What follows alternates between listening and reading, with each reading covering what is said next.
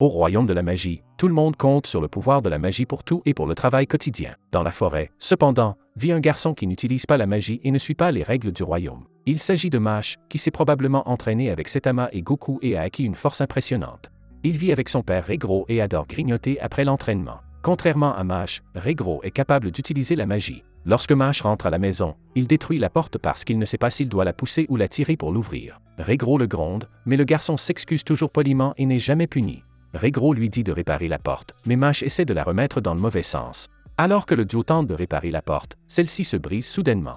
Tout en versant du thé magique, Regro demande à son fils s'il a terminé sa formation. Mash demande pourquoi il ne peut qu'entraîner son corps et ne peut pas aussi s'entraîner à la magie. Regro aimerait dire à son fils qu'il ne peut pas utiliser la magie parce que Mash n'est pas une personne normale. Mais cela briserait le cœur du jeune homme, alors Regro décide de lui dire plus tard. Regro lui dit qu'il va sortir quelques minutes, mais son père lui rappelle une dernière chose. Pendant son absence, Mash ne doit jamais se rendre seul en ville et le fils promet qu'il ne le fera pas. Cependant, le garçon a très faim et il y a une promotion pour son encas préféré. Alors il se précipite en ville comme le ferait une personne suspecte. Mash constate que tout le monde utilise la magie pour toutes sortes d'activités. À la boulangerie, Mash commande 7 choux à la crème, mais lorsqu'il doit payer, le garçon plie les pièces de monnaie par excitation pour goûter les choux. Tout le monde est choqué. Heureusement, Mash utilise sa force pour réparer les pièces. Comment peut-on tordre une pièce de monnaie avec les mains?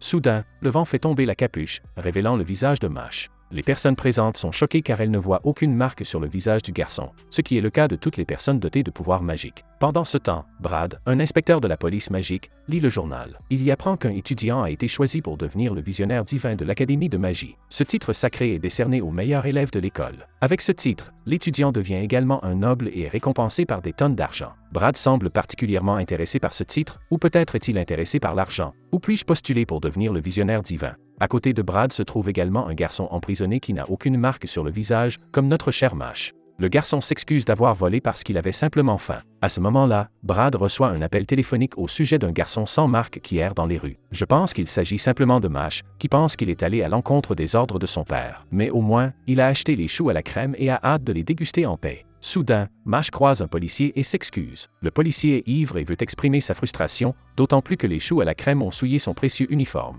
L'homme dit qu'il protège les gens et rend les rues sûres, même s'il a bu pendant les heures de travail. Le garçon s'excuse et lui offre même un chou à la crème, mais cela énerve encore plus l'honnête policier. Le policier commence à s'en prendre au pauvre garçon. Incapable de faire quoi que ce soit d'autre, Mash saisit le policier et déchire ses vêtements en disant qu'il les lavera et les rendra. Le policier est encore plus irrité d'avoir été ridiculisé. Soudain, Brad apparaît pour calmer la situation, mais il remarque Mash et pense qu'il s'agit de l'homme qu'il cherchait. Mash continue de manger son précieux chou à la crème, ce qui semble étrange à Brad malgré la situation. À ce moment-là, Regro s'approche rapidement de Mash et retourne chez lui avec lui dans les bras. Brad lance un sort de localisation pour les suivre. Le père est furieux contre Mash, mais le garçon, comme d'habitude, a pitié de lui et Regro cesse de le gronder. Regro dit à Mash de répéter son entraînement du matin en guise de punition, laissant le reste des bouffées à son père. Regro se souvient qu'ils vivent dans la forêt pour cacher Mash parce qu'il ne peut pas utiliser la magie, ce qui est un crime dans ce monde. Maintenant, il doit protéger Mash encore plus, car la police magique l'a découvert.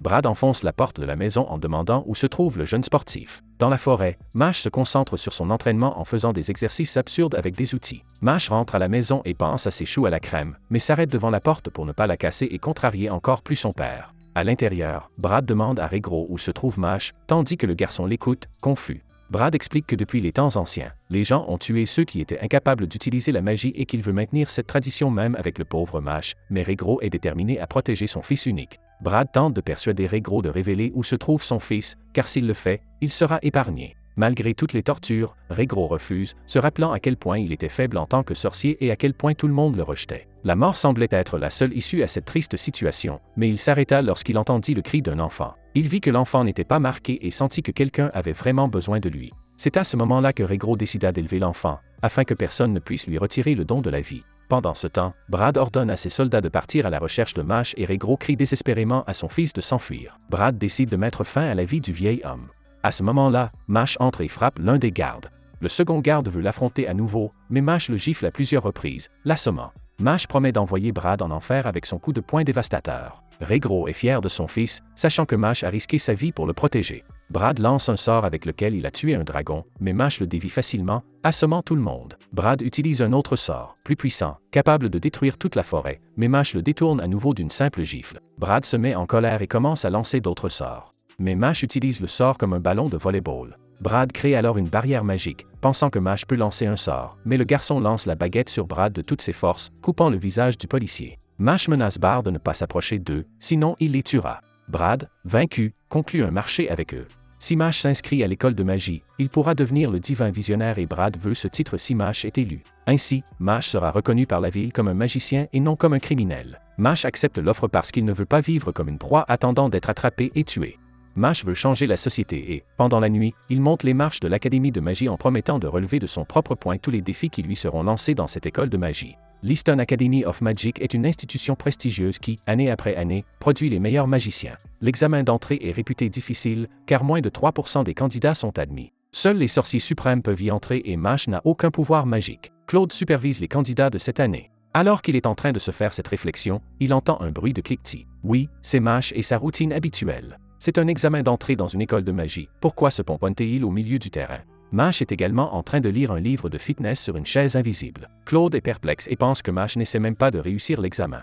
Pendant ce temps, Brad et grand-père l'observent en essayant de ne pas se faire remarquer. Je ne pense pas que cela marchera beaucoup. Brad est persuadé que son plan va fonctionner et a même donné une fausse note à Mash. Claude annonce le début de l'examen par une entrée et une présentation spectaculaire. Malgré son apparence juvénile, Claude a déjà maîtrisé d'innombrables sorts avancés, ce qui lui a valu la réputation d'un véritable A. Mais son moment de gloire est de courte durée lorsque Mash remarque à quel point il a dû être échaudé en émergeant des flammes, et Claude l'inscrit aussitôt sur sa liste des premiers à écarter. Claude leur dit de s'asseoir, mais il n'y a pas de siège. Claude voulait juste se montrer et les créer avec sa magie. Il commence le test et, en vérifiant le papier, ils se rendent compte que les questions sont tordues. Claude a ensorcelé le papier, ce qui oblige à dissiper la magie pour aligner les questions et passer l'examen écrit.